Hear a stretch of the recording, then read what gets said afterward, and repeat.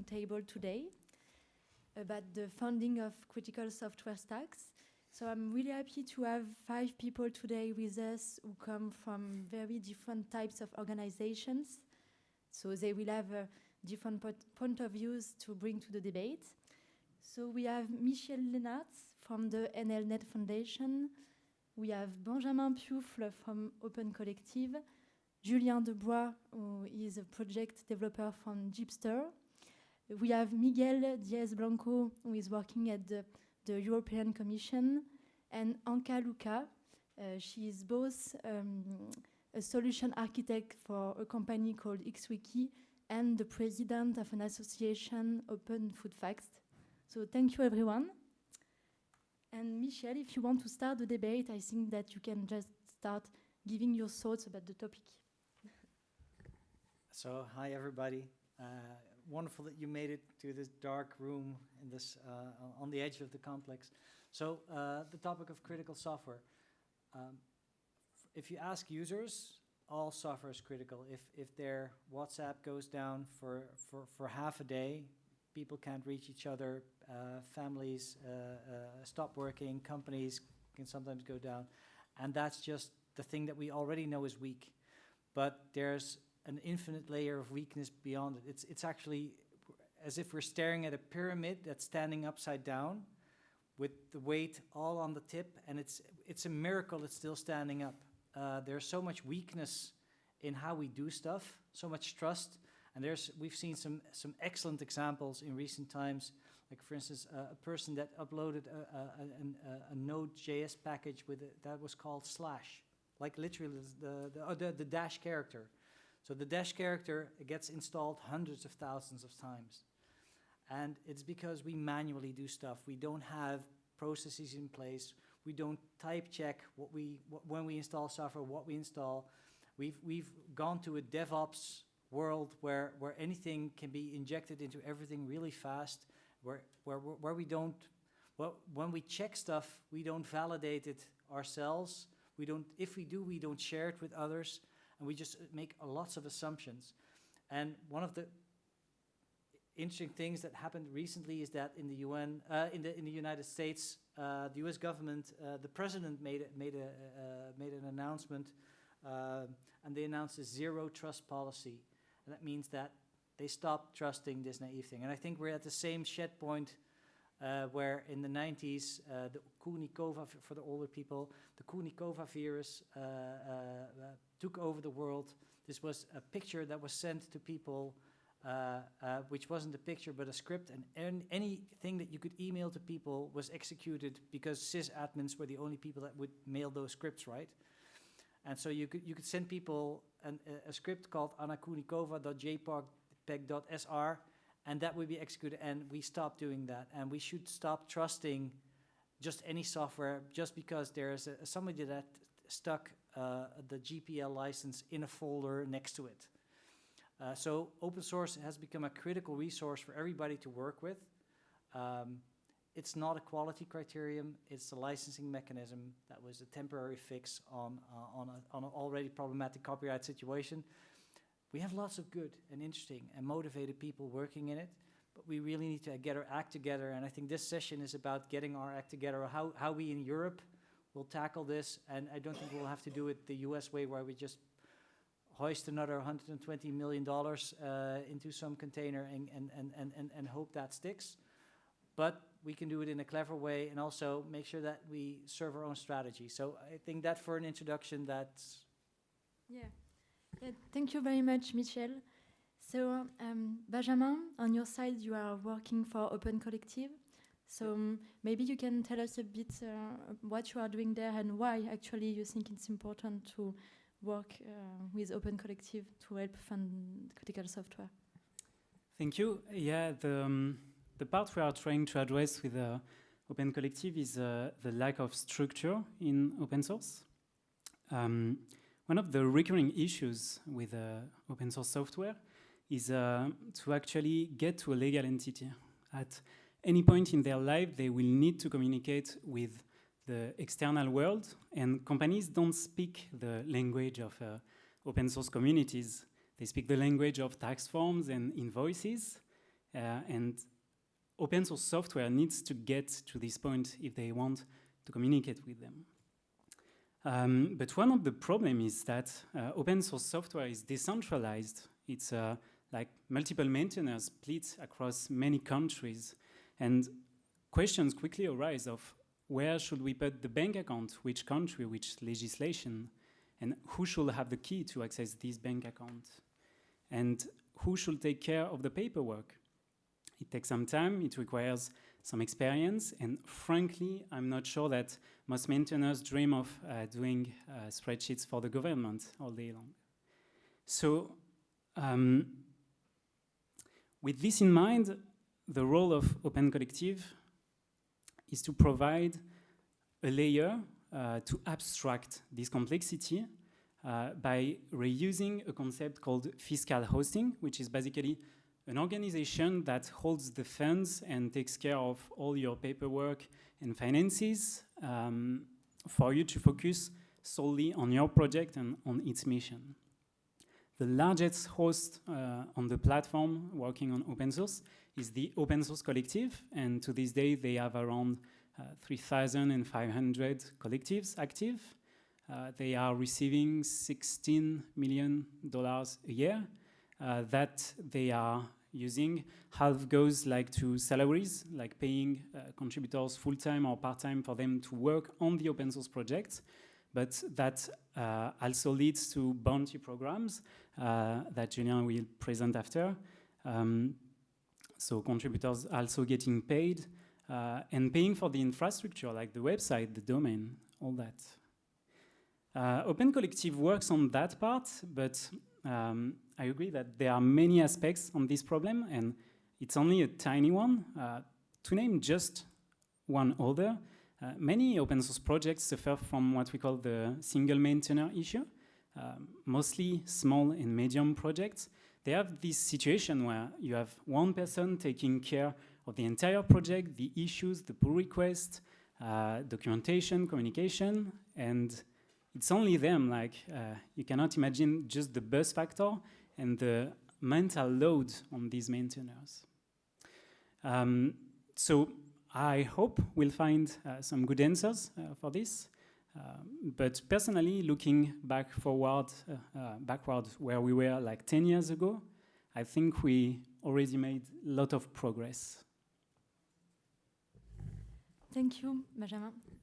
So Julien, on your side, as you are the creator of Gypster project, you actually use two kinds of actions that Benjamin talked about. So you have gained recurrent sponsors via Open Collective, and also you are using bug bounty programs. So if you can give your thoughts of, as a developer, how it helped you. I'm mostly here to thank Benjamin and give something back to him. We owe a lot to Open Collective. So Gypster, it's a French open source project. Well, we're a non-profit association in France. We've got more than 20,000 GitHub stars, more than 20,000 tickets also. So we've got lots of contributors, lots of tickets, lots of work. And I also have a day job. I work at Microsoft. We can also speak about that. That's a different thing. But I have a day job, so I don't have the time to, well, let's say, code in the night, do the, I don't know, tax papers, legal issues, and we have contributors from all over the world. I have no idea how tax works in, I don't know, Venezuela or, and we've got some contributors in Brazil, in Africa, in Malaysia, so in lots of different countries, in the US, of course. And so, well, let's just tell this, the story that happened basically is that, let's say, about 4 years ago, we were looking for some money basically just to cover the hosting fees. You know, we got some cost like any project. And so we opened up an account on Open Collective, and very quickly we had companies giving us money for, let's say, surprising reasons.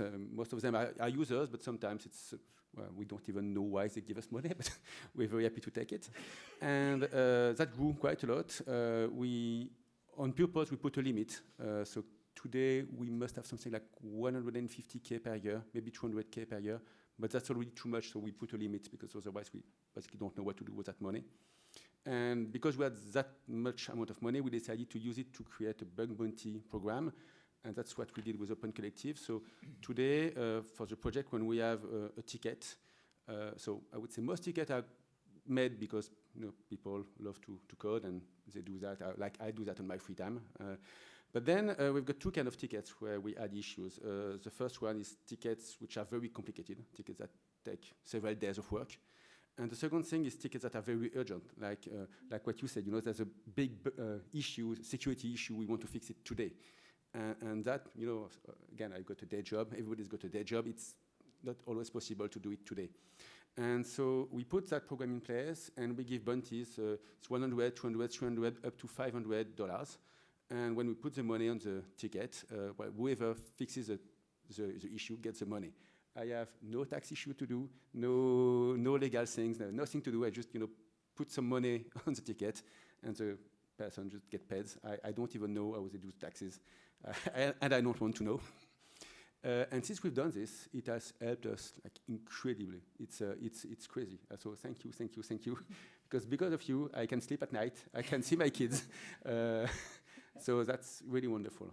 Having too much money sounds like a good problem to have. Yeah. Oh, yeah. Yes. Oh, yeah. We have. So our project is quite popular. So a lot of people are paying just because there's some visibility, and also we've got some companies using it. So they are happy to pay. We gave them some privileged access. Like when you are a company paying, of course we will. I mean, if you have an important ticket, we will put money on your ticket. Of course, we're not. We're going to use your own money to help you. We're nice with our users. And then, last thing we do with the money, because we had too much, like a couple of months ago, we did a big party in Paris, and we invited everyone, including some people from Brazil. Everyone. I was not invited. And we had like 3 days in Paris. Okay. No, it was a joke about, wow, some people have too much money. Well, it's actually something to discuss because there's a solidarity issue that we can take into account because they're really important project with not many stars that are like hidden. So maybe we can pool these things rather than top it off, saying, well, why don't we make it very clear we've reached the threshold what we need. Now the rest goes to an emergency fund for people that get sick, that have family like have a mental breakdown precisely because they worked so hard. That have a project that isn't popular but everybody knows that they depend. So I think we should discuss maybe at the sort of don't need it, roam it off, and put it in a... You are totally right. So we haven't done it yet, but we are just in the discussion like a couple of weeks ago to give to some projects that we use. Of course, I mean, like any open source project, we use other open source projects. So we would like to give them back, but they need to be on Open Collective because it's easier. So no more parties. Well, we're a charity. We can also help to channel such funds that aren't in Open Collective. Because, again, there might be reasons that people cannot do that. So, but yeah, I guess it's a good discussion to have because the humans are actually the critical resource. Yeah. So we call the software critical, but it's actually the people underneath that are the critical resource that we need to protect. Oh, yeah. Yeah, the issue also with, let's say, too much money is that at some point I cannot handle 20 tickets per day. I mean, it's much easier for me to give money than to code, but at some point, even giving the money, you need to have a look at what people did. Do they deserve the money? Did they fix the bug? And that still takes time. So at some point, I cannot do, 20 tickets per day. So there's a limit anyway, a human limit. Yeah. So thank you again. Yeah, thank you, Julien. So Miguel, you are working for the European Commission. Actually, bug bounty is one kind of action that you promote there. There is also another one, hackathon, that you will speak about. More generally, I wanted to ask you, as actually you are going to promote the utilization of open source software within the organization, is it part of the European Commission strategy to help fund these open source projects? Yeah. Well, hello everyone. Yes, indeed, we do have a strategy, and maybe it's a good moment to clarify that it's a strategy with an internal scope. It's a strategy that we designed to change Commission, the way of working, so that we do it more in the following the principles of open source. So, this strategy is about. It comes with an action plan, and then in that one we have things like, okay, open your code internally, so like other teams can reuse your code and they can contribute to your code. because we are huge actually. I mean, we are more than 30,000 employees without counting the consultants, and we have more than 3,000 projects. So we are a software factory as well. We produce enormous amount of lines of code, and it would be a pity that the efforts that we do are not used wisely, and we are not sharing things that maybe other teams are doing. So we are also helping internally our teams that they want to go open source, and the code that we do to put it outside was quite cumbersome. The developers, it took sometimes 6 months to go through all the administrative process to put your code in GitHub or in GitLab, right? So it's an internal strategy. And coming back to your question, it's not, we don't have a specific action saying, okay, you have to put money into open source projects or critical open source projects. We don't have an explicit action like that one. But nevertheless, we have an action which is, we have to be more in touch with open source projects. We need to work with them together. We need to help them. And that is where we can do things. And bug bounty is actually one of them.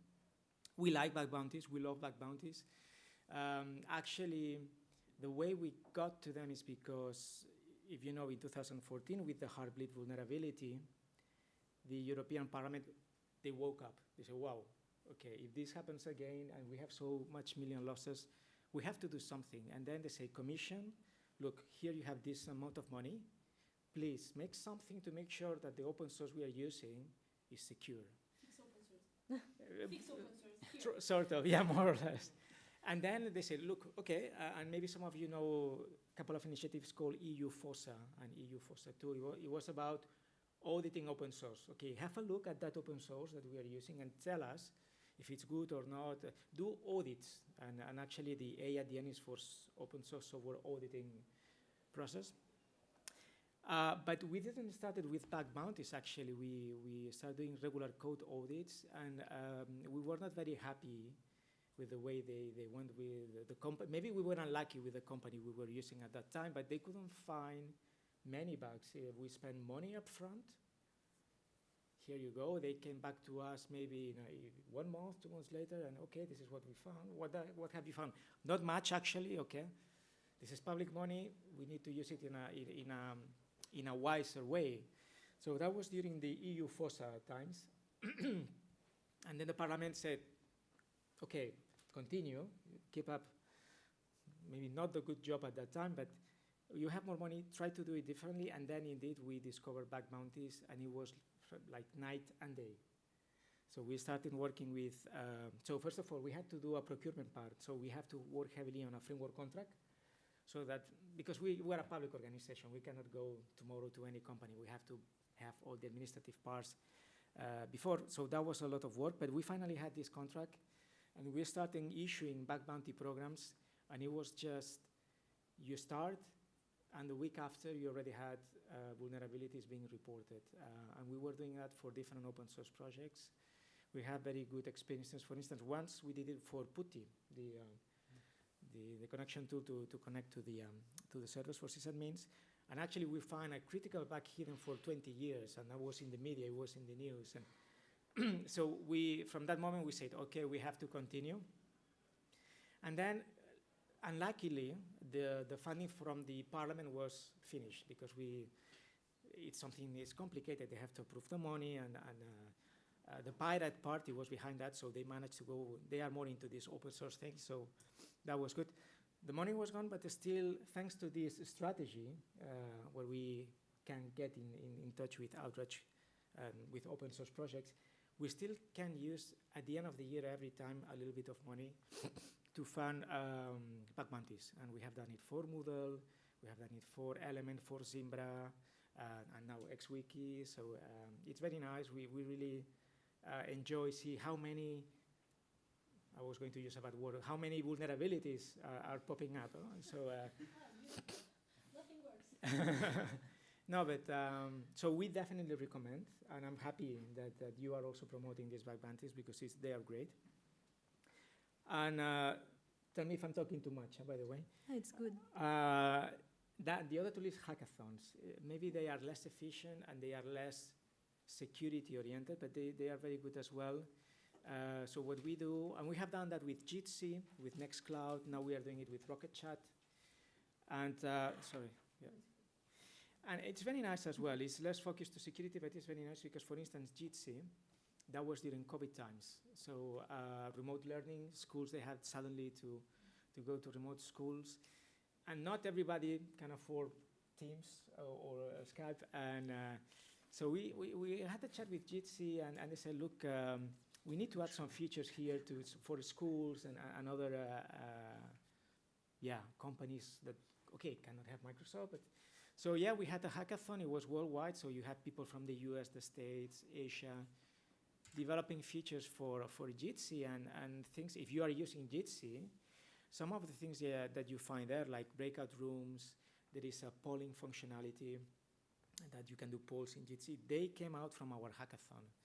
And we are very proud of that. And again, it's not about criticality, but still it's about supporting open source projects. And so we have done one for Nextcloud also with the theme of digital sovereignty. You control your data.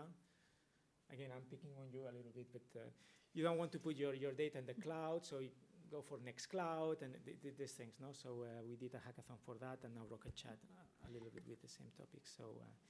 Bug bounties, yes. And do you have some feedback about some projects that did some hackathons, such as GT, for example? Yeah. Do you know, was it easy or difficult for them afterwards to integrate the code that was contributed by third parties into their product? I mean, what comes after that? Is it easy to maintain, and how it is? So Miguel, I would like to, that's also a question that I had when you were talking about this. You mentioned that you're interested in contributing to open source, and you have this money and these people that are working on projects, and they should get closer to the open source community.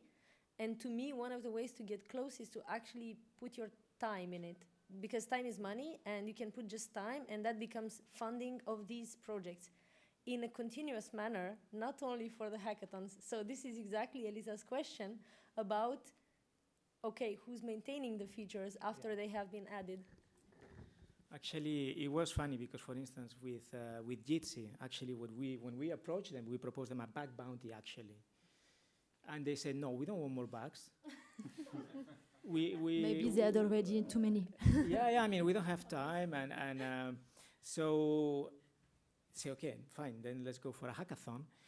But then when we run this hackathon, it's a competition. So people, they propose things, new features, and you need to evaluate those proposals. Mm-hmm. And one of the proposals is, please make sure that what you propose is easy to integrate. Don't make our life difficult, because we need to. So that was a way to control a little bit this load. But you are right, it's just a one-off action. Yeah. It's not a recurrent action. And again, we try to do as much as we can from the OSPO. We are a young team. And we have this little money at the end of the year. But you're right that coming back to this story about the parliament giving us money for the bug bounties, I'm not going to get into difficult terms, but it was a pilot project, something to test. And the ultimate objective would have been to turn that into a permanent action, something that we got funding every year to make it more recurrent. And have people that worked with you and actually maintain, contribute to open source projects as part of their job. Correct. Even not yet. It is doable. But one of the actions that we have is that this thing that was started with the parliament, try to push it so that, it becomes a recurrent action. And then, yes, we can have people, but for the moment, we are not there yet, unfortunately. I can also add to that is that you actually are funding a Nextcloud through us. So you're giving us money through the next generation internet, and we actually, or through XWiki, we funded some security bug fixing recently.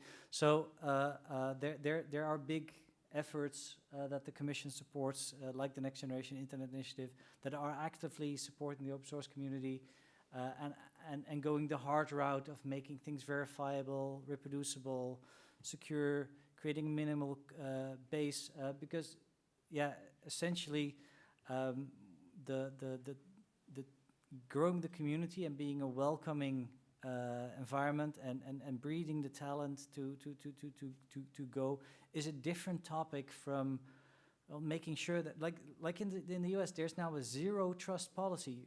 Mark those words. This is a presidential decree saying zero trust. We assume everything is wrong. Let's prove them right. Let's look at the code that we produce and that we put in critical environments, and let's assume that it leaks data. Let's assume that it will do nasty things, because we are not naive. If you're competing in a hackathon and the NSA has 30,000 employees, do you think they'll idly sit by in their opportunity to inject code under the pretext of something nice as we're all in this together? Let's not be naive. We need to really get formal proofs, minimization of code, really get structured in the sense that we want to, everybody can play and tinker with stuff that they find on the street, but you wouldn't put it in a nuclear power plant, and we're doing that. It's so the maybe I'm slightly more alarmist than the other people, but if you look at it as a system, we're really sitting on top of this pyramid that's on, and we're moving, even dancing at the top, and the fact that it's standing still, it's a godsend, but it's not. Yeah, it's a cascading clusterfuck. Let me a part of my words, but it is very problematic, and at the same time we have lots of opportunities to look at this. We are addressing this in many structured ways by making sure that the processes through which we get to notice are known, that we collect open source, make open source databases to do vulnerabilities, like with vulnerable code and scan code. We are looking at massively reducing the risk of attacks on build infrastructure by projects like TrustSticks. So there's a giant heap of work happening, but at the same time, at the policy level, in Europe, we're still kind of waiting for this for the US to solve the problem with their 120 million euro, by the researchers to do this from the bottom up. I don't know who's supposed to solve the problem here, but unless we get slightly more alarmist, maybe we're like behind the curve. So the promise of open source is, the way I hear what you're saying is that the promise of open source is that with enough eyeballs, all bugs become shallow. The question is how to make sure the eyeballs are actually looking, and that there are actually enough. I mean, it's available, but it's not because it's available to look at it that somebody will actually look at it. Well, one good example is there was this issue about a Java logging library, log4j, Yes. and this was a library that was abandoned by the original creator.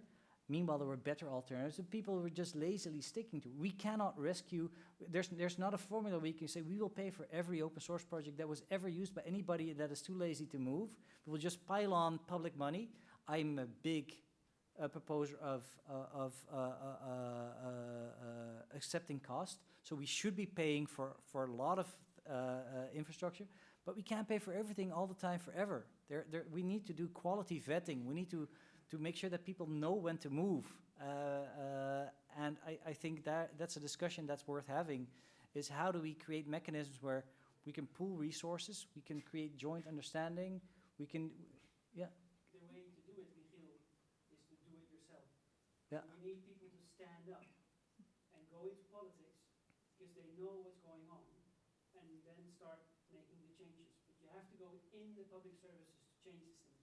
Yeah, I completely agree. I don't know if the mic held it, but there was a comment from the room from Gijs Hilenius from the European Commission saying that when you want stuff like this to happen, you actually need to do yourself, but because nobody else is going to assume the responsibility. It's not a nice job. It's really not the flagship. There's a nice feature coming on. Agree. It's a really nice job. It is. Okay. It's a tough job.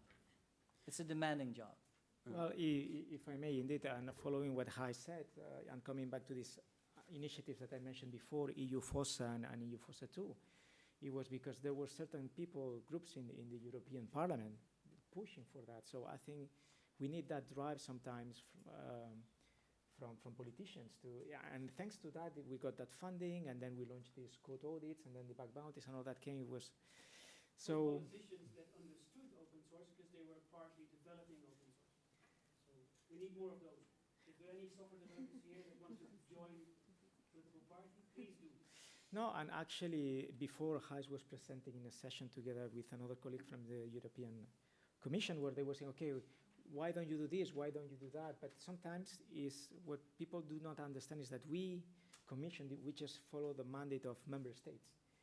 So at that session, our colleague was saying, but you need to help us as well. You need to talk to your ministries. You need to push this so that they, at the end, they put this pressure on internally and they promote measures or new legal instruments.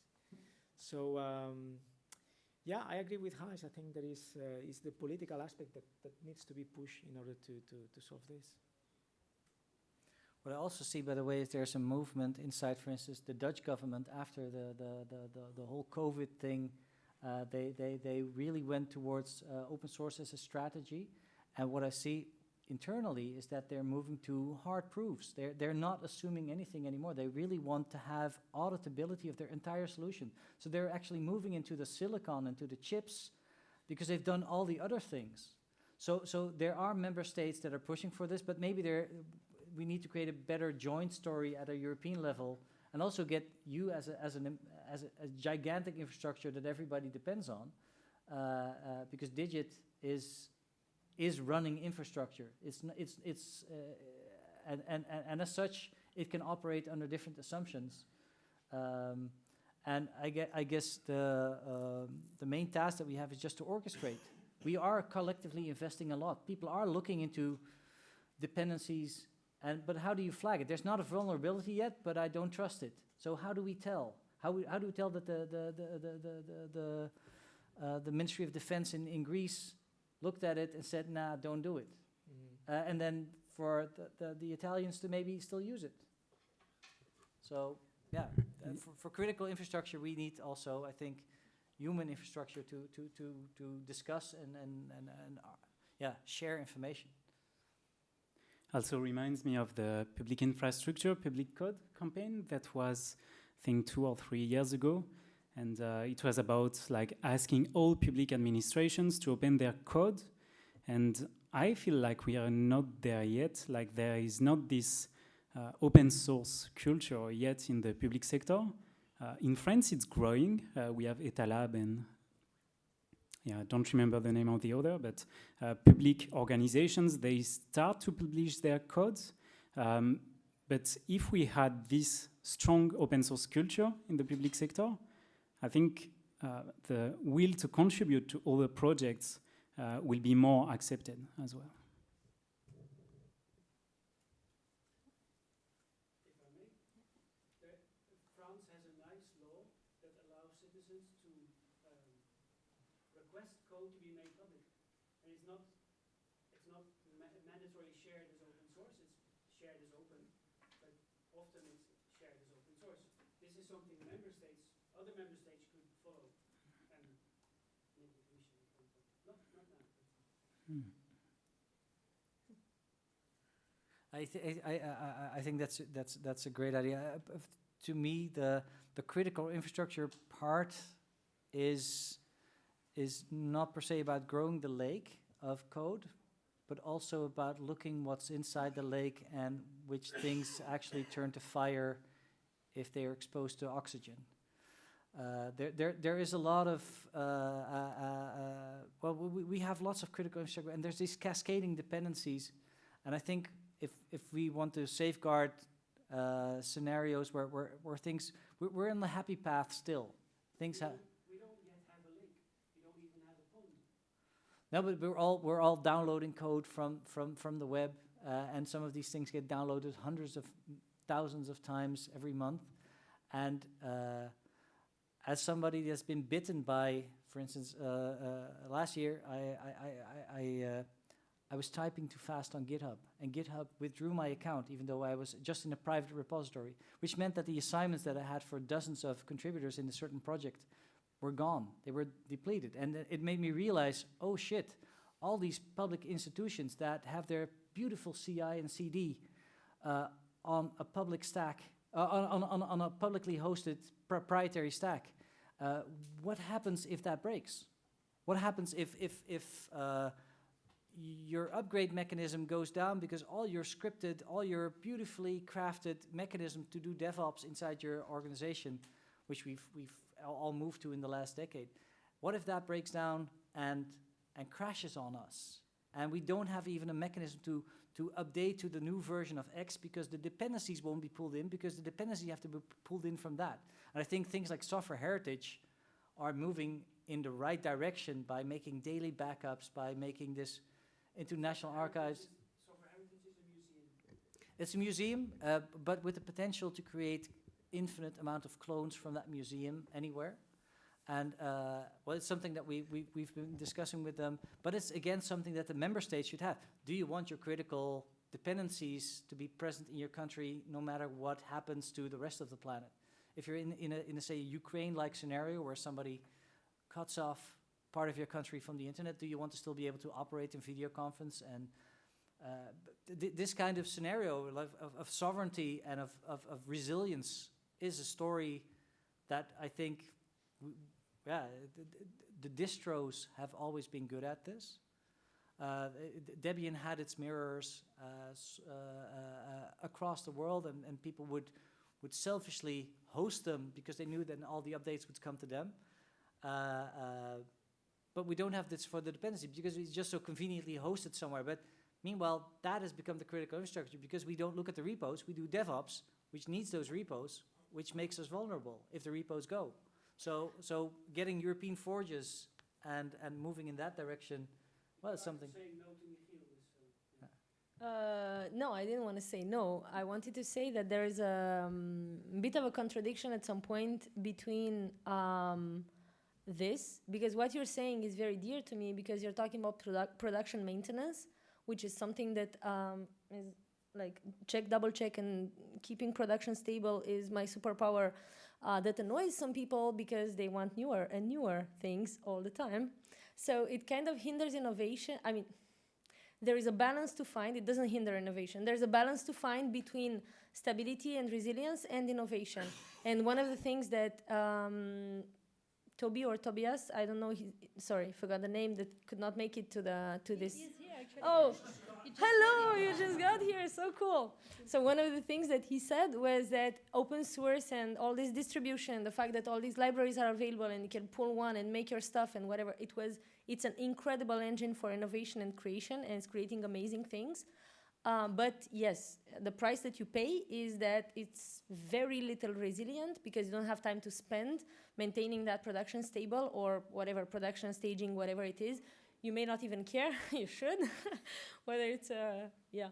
So basically, my thinking going into this discussion was that all the funding, or a lot of the funding that I know about for open source or open data projects, because I'm also representing Open Food Facts, which is an open data project producing commons, there's a lot of the funding that is about giving money for something newer, greater, brighter, and sparkler.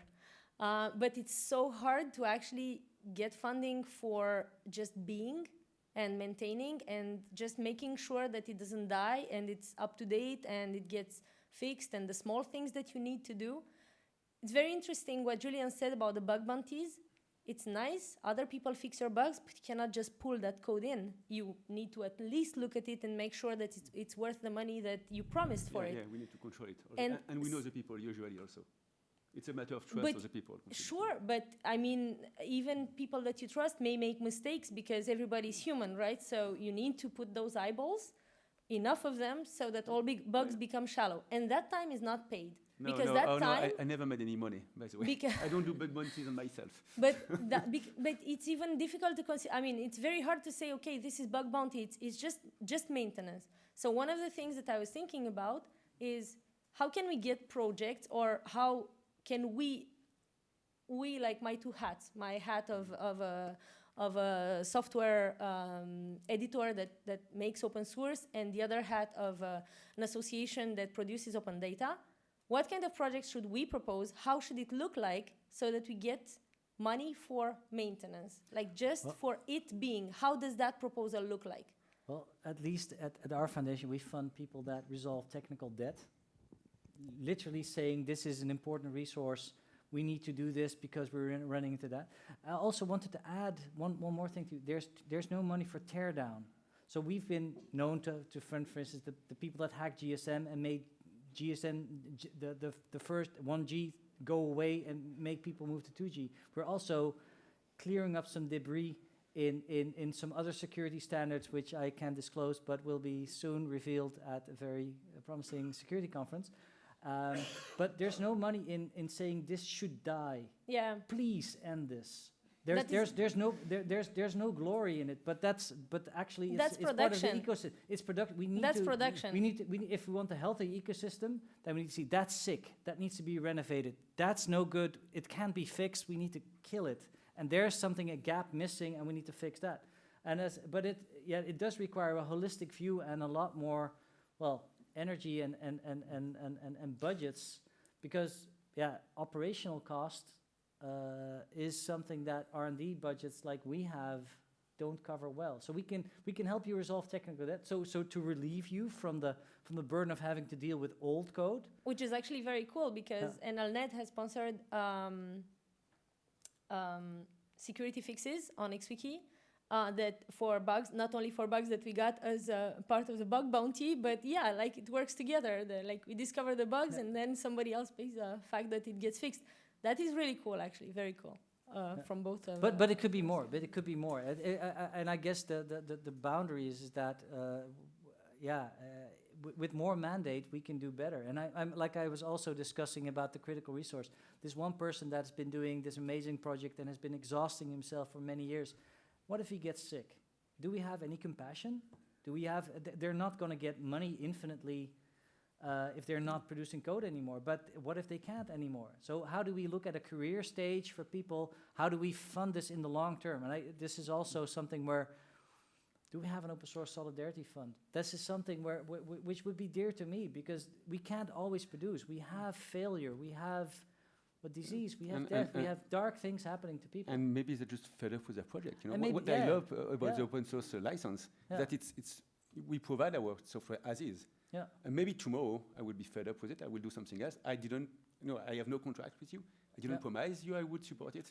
And I don't want to stop my open source project, of course. But I'm very happy to be able to do it if I want, because it gives me freedom. And that's also why I'm not happy to have too many money on it. I'm free from it if I want to. Which, it's wonderful for me, but it might not be wonderful for users. So I think we will be soon running out of time. So maybe one last question, and then we can stop. So I would love to hear what you think should be the answer to your question. So what I think should be the answer to my question. That's a very good. So there are multiple answers, I would say. One of the answers is, but they're not thought through because I didn't prepare this at home. So it may be a plan that doesn't work. I'm not a financial person, I'm an engineer, which is also very interesting what you said about software developers do go into politics. No, I don't want to go into politics. I want to be a software developer. That's what I like to do. I don't like to do politics. So no, that's not going to work. We need another strategy for that. So one of the answers is time, is the thing that I mentioned to Miguel as well, is time is one of the ways to finance maintenance. Having a company, for example, or an institution can contribute to a project by allowing some time of the people that work for that company to invest properly in the open source project that they are using. Not getting what works, making a patch in their corner. Oh, I don't have the time to make a pull request for this because I don't have the time because I have some deadlines or whatever for my work. Just sponsoring that time and acknowledging the fact that some of the time of this person will go into maintaining this software. And that does not necessarily have a functional objective, a promise of a new sparkling feature. It's just put your time into that and make sure it stays up. That is one answer. And another answer is projects based on trust-ish, which works somehow, sometimes. funded projects, I mean, based on just trusting an organization that they're going to do the right thing with the money that you give them, instead of having to prove that they are doing the right thing with the money that they get from a project, for example. In Open Food Facts, we've got both. So we were part of a project with institutions from the French state, so public money. And that public money comes with the paperwork that goes along with public money. Not from the Europe, but from the French state. It's the same. You have to bring some proofs. You have to promise something. You have to deliver. You have to prove that you have delivered, and spend your time doing Excel spreadsheets, which everybody loves. That's why we're software engineers, to just do Excel spreadsheets. Yes. Okay, that. So that's one of the things. We got that kind of project, and then we also got some money from some organizations, let's just call it like that, I'm not going to name them, which is just, okay, you have this vision, I trust that you can deliver on this vision, take this huge amount of money and deliver on this vision, and you may or may not deliver. I'm not going to check on you, because like this kind of funding, I mean, it's very difficult to do, obviously. It's very hard to just give money and hope that they're going to do the right thing with it. But it's money that goes probably directly into maintenance, if indeed that community is something that that community is made of honest people, basically. And they won't have to choose between Excel spreadsheets and LibreOffice spreadsheets, basically. So thank you very much, Anka, for giving us your thoughts. No, it's really nice. Thank you for the conclusion. So I think we are running out of time. Thank you, everybody. Thank you.